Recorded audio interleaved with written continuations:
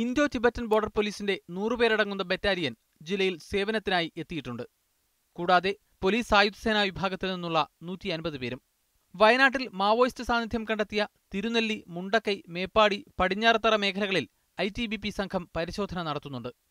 കുഴൽപ്പണം വ്യാപകമായി പിടികൂടിയ സാഹചര്യത്തിൽ ദേശീയപാതയിൽ വാഹന പരിശോധനയും ശക്തമാണ്. ഇന്തോ ടിബറ്റൻ ബോർഡർ പോലീസുണ്ട്. കൂടാതെ ഒരു 150ഓളം KFPM നമ്മുടെ ജില്ലയിലേക്ക് തന്നിരിക്കുകയാണ്.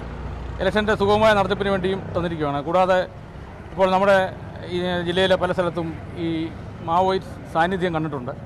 ഇപ്പം കൽപ്പറ്റ സബ് ഡിവിഷനിൽ തന്നെയാണ് പടിഞ്ഞാറത്തറ, മേപ്പാടി, വൈത്തിരി തുടങ്ങിയ സ്ഥലങ്ങളിൽ കഴിഞ്ഞ വർഷം മാവോയിസ്റ്റുകളെ കണ്ടിട്ടുണ്ട്. നമ്മൾ അവരെ ഒരു 12 പേരെ തിരിച്ചറിഞ്ഞിട്ടുണ്ട്. അപ്പോൾ അതിൻ്റെയൊക്കെ ഒരു സുരക്ഷിത ക്രമീകരണത്തിന് വേണ്ടിയിട്ടാണ് ഈ കമ്പനിയെ നമുക്ക് തന്നിരിക്കുന്നത്. Indian reserve battalion, anti Naxal squad എന്നിവയും ജില്ലയിൽ സജീവമായുണ്ട്. 20 പേരടങ്ങുന്ന സംഘങ്ങളായി ജില്ലയുടെ പല മേഖലകളിലും ITBP സംഘത്തെ നിയോഗിച്ചിട്ടുണ്ട്. ഇന്നലെ വിവിധ ടൗണുകളിൽ പോലീസുമായി ചേർന്ന് റൂട്ട് മാർച്ച് നടത്തി. വരും ദിവസങ്ങളിൽ കൂടുതൽ പോലീസ് സൈനിക വിഭാഗങ്ങൾ ജില്ലയിൽ എത്തിച്ചേരും. മീഡിയ 1 വയനാട്.